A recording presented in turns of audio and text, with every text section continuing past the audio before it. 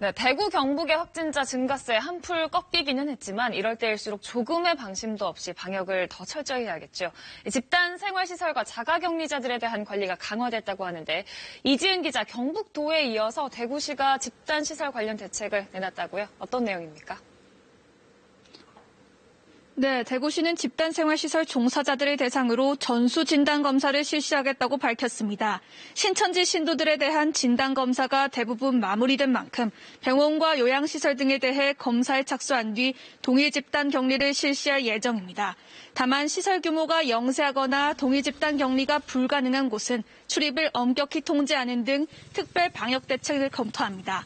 집단 감염 사례가 다수 발생했던 경북에서는 지난 9일부터 2주 동안 사회복지시설에 대한 예방적 동의 집단 격리가 시행되고 있습니다.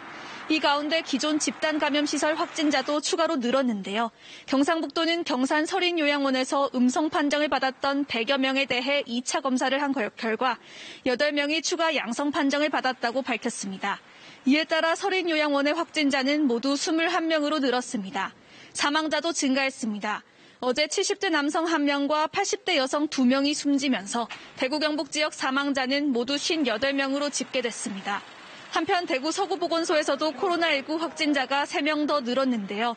이곳은 신천지 신도인 감염병 예방팀장이 지난달 23일 확진 판정을 받은 곳으로 팀장과 접촉한 직원 38명 가운데 보건소장을 비롯해 3명이 코로나19에 더 감염된 겁니다.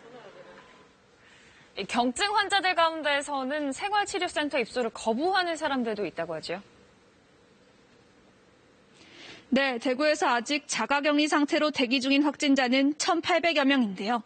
이 가운데 535명이 여러 이유로 생활치료센터 입소를 거부하고 있는 것으로 알려졌습니다. 대구시는 입소 문제는 환자들이 선택할 수 있는 게 아니라 방역 당국이 결정할 사안이라며 방침에 따라달라고 강조했는데요. 그러면서도 확진자들이 우려하는 생활치료센터 퇴소나 완치 판정, 자가격리 해제 관련 지침을 좀 더 명확하게 마련하겠다고 덧붙였습니다. 확진자 가운데 생활치료센터에 입소한 사람은 어제 기준 대구는 1,887명, 경북은 290명입니다. 자가격리 중인 확진 환자들에 대한 관리 기준도 엄격해집니다. 대구시는 각 구군마다 전담 관리팀을 구성해 자가격리 준수 여부를 감시하는 동시에 건강 상태를 파악합니다. 자가격리 장소를 이탈할 때는 경찰과 즉시 소재 파악과 수사에 나서기로 했습니다. 경상북도도 자가격리자 안전보호 앱 등을 활용해 경찰과 함께 감시를 강화하고 예산 21억 4천만 원을 투입해 생활 안정을 지원합니다. 지금까지 대구시청에서 KBS 뉴스 이지은입니다.